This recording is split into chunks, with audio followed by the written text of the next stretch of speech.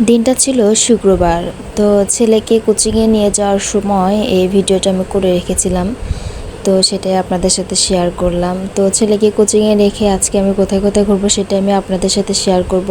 তো hello everyone, আসসালামু আলাইকুম। কী অবস্থা সবার, কেমন আছেন? আশা করছি অনেক ভালো আছেন। আর আল্লাহর অশেষ রহমতে আমিও তো অনেক ভালো আছি, আলহামদুলিল্লাহ আলহামদুলিল্লাহ। এই তো ছেলেকে নিয়ে শুক্রবারে কোচিংয়ে গিয়ে তারপর হচ্ছে আমি একটু বাইরে বের হই। যদিও বা ও আমাকে বাইরে বের হতে দেয় না, মানে বাইরে বের হতে গেলে ও কান্নাকাটি শুরু করে দেয়, মানে ভয় পায় অনেক।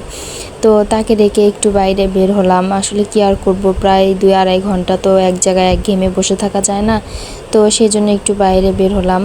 এটা ছিল আমাদের বগুড়া করতোয়া নদীর একদম মানে নতুন রাস্তা হয়েছে তো নদীর সাইড দিয়ে। তো সেটাই হচ্ছে আপনাদের সাথে শেয়ার করতেছি। দেখেন বিকালবেলা হইলে মানে এত সুন্দর পরিবেশ আর এত সুন্দর এই নতুন রাস্তাটা করেছে। তো সেখানে আমরা হচ্ছে শুক্রবারে হচ্ছে বেড়াতে গিয়েছিলাম, মানে হাঁটতে হাঁটতে হচ্ছে সেখানে যাই।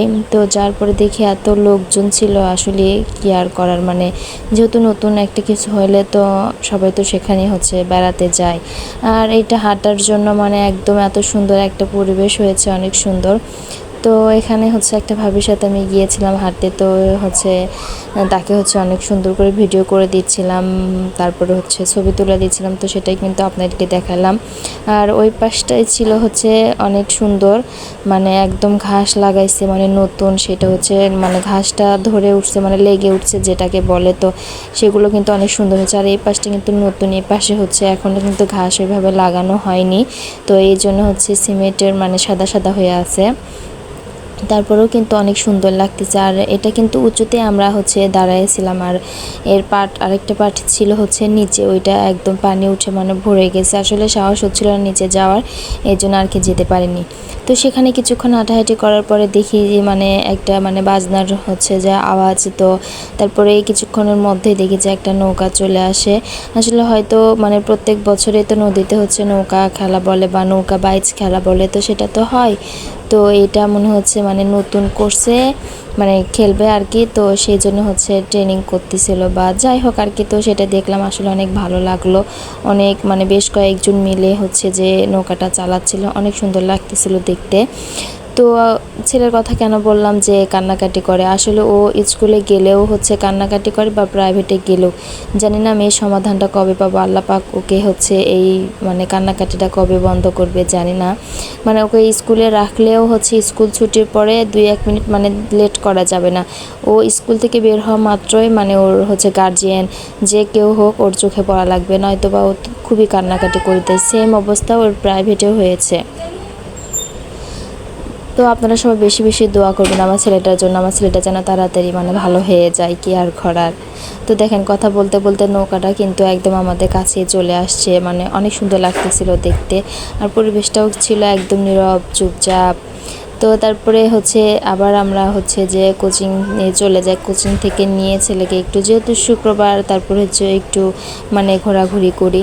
এই তো দেখেন এটা একদম কিন্তু মানে জেলখানার ব্রিজের সাইড দিয়ে হচ্ছে মানে নিচ দিয়ে একদম চলে যাচ্ছে নৌকাটা।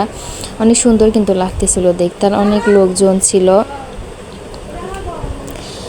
তো আপনাদের সাথে কথা বলতে বলতে আমি কিন্তু ভুলেই গেছি। এখনও যারা আমার চ্যানেলটা সাবস্ক্রাইব করেননি তারা প্লিজ আমার চ্যানেলটা সাবস্ক্রাইব করে আমার পাশে থাকবেন। আর ভিডিওটা ভালো লাগলে অবশ্যই আমার ভিডিওটা ফুল দেখে একটা লাইক দিয়ে আমার পাশে থাকবেন।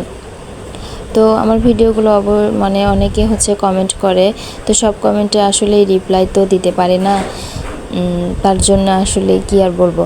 তো দেখেন এখানে আমি আর আমার ছেলে মিলে হচ্ছে একটু মানে মজা করতেছিলাম। তো আমার ছেলেটাই নাকি বেশি সুন্দর হয়েছে, আমি এটা একটা শর্ট ভিডিও করেছিলাম।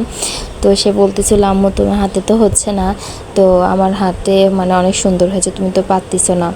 তো আসলে হচ্ছে সে কিন্তু খুব কম কথা বলে, আবার কম কথাও বলে না, বাসায় কথা বলে, বাট বাইরে বের হলে না ওই রকমভাবে মানে কথাবার্তা বলতে চায় না। আর এটা ছিল কিন্তু বগুড়া বাইপাস, মানে দ্বিতীয় বাইপাস যেটা বলে।